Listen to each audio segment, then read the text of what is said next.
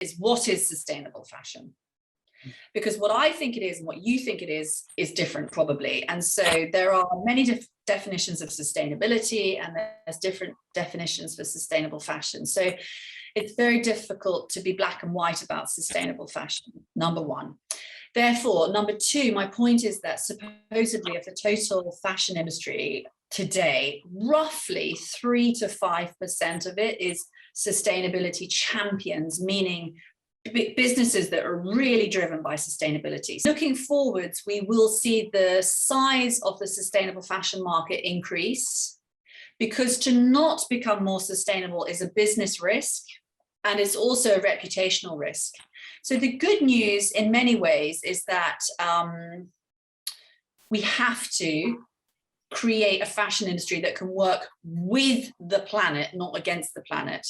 Sustainable and ethical fashion must be open to everybody, because why is it that somebody who's on a low income is forced to buy unethical clothes? Why should that be the case? Why? And that's why I'm saying that sustainable fashion needs to be for everybody on every single pocket and every single wage slip, let's just say. And the particular entry point for people on a lower income salary is to look for secondhand clothes. People of all walks of life buy secondhand clothes, from very well-heeled fashionistas to fashion editors.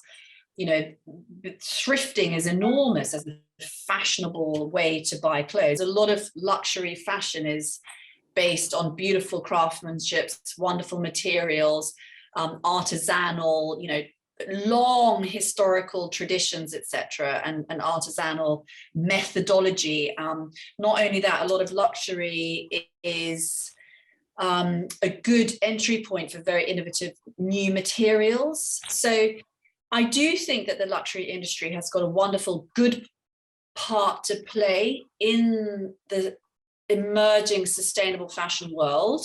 However, is dragging its feet too much in terms of really leveraging the power that luxury has. And that's because, you know, the luxury fashion industry has got a much bigger margin to play around with than, for example, the fast fashion industry. For obvious reasons, there is, you know, a higher price point within the luxury sector. And I feel that because luxury is an aspirational product and it serves a much more thought-provoking, deeper reaction in the consumer, I believe. I think that luxury could do much better at being braver, bolder, and more sort of daring in its approach to giving us much more forward-thinking products. In my mind, traditionally, when you say cruelty-free, when it relates to luxury, the first thing that tends to pop into my mind is more fur.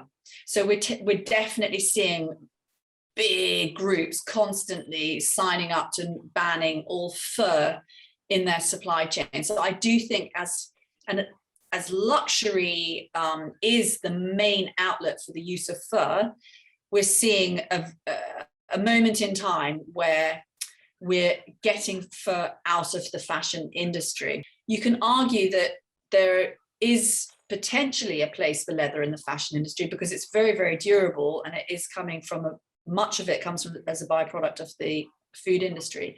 The more and more luxury brands which are banning the use of fur, it's a victory for cruelty-free fashion, as we've discussed. But on the flip side, there's a lot of waste fur that's now unwanted, that's already been produced. So the animals have already been killed, the skins have already been dyed, the fur is already dyed and it's already cut.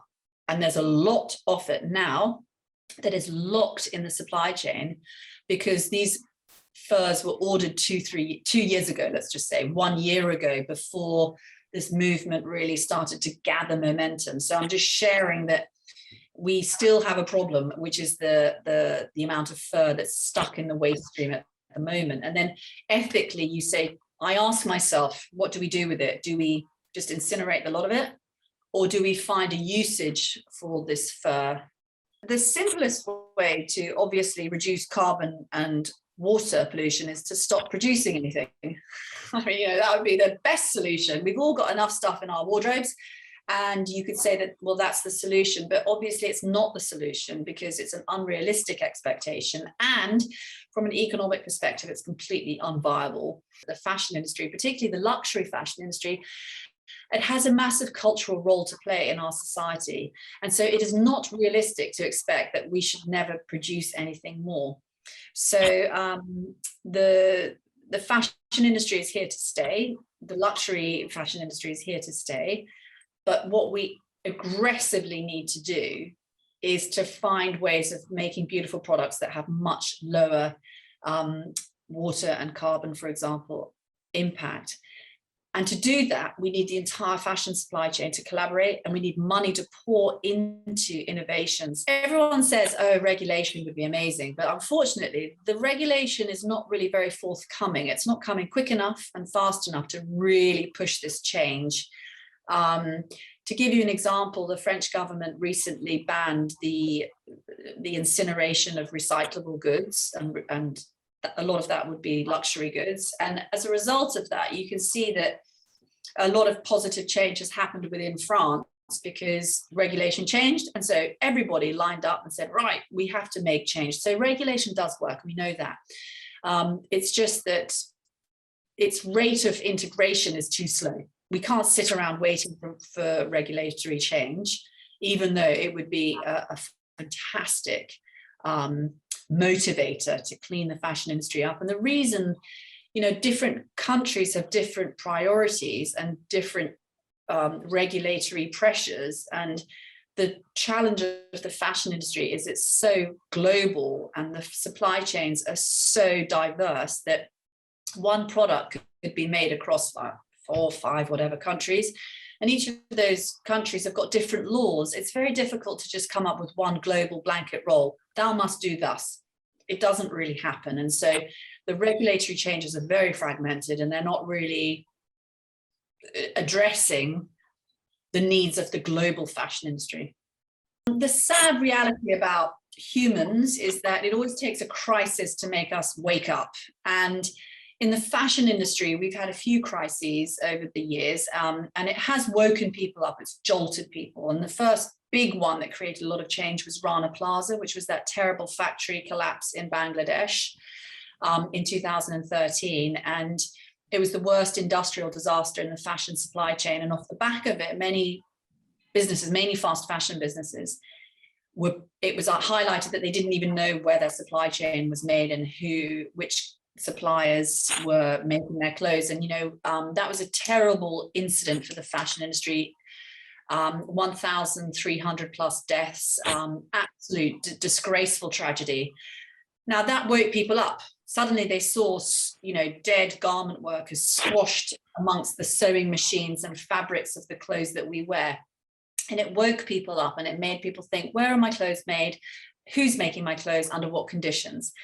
I find the weather news really alarming to watch, from floods to droughts to fires to storms. It is a tragedy going on around us due to CO2. And I hope that would wake people up that we need to control CO2.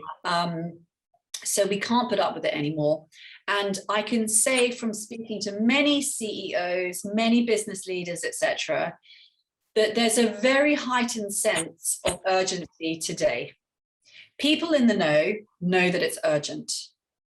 And that is a really good thing. The problem with the fashion industry is that it's like a giant octopus with 10 million arms and legs, and they're all woven into each other. And it's very difficult for change to really happen because everything's interlinked and interwoven. But the good news is that people know that we have to change.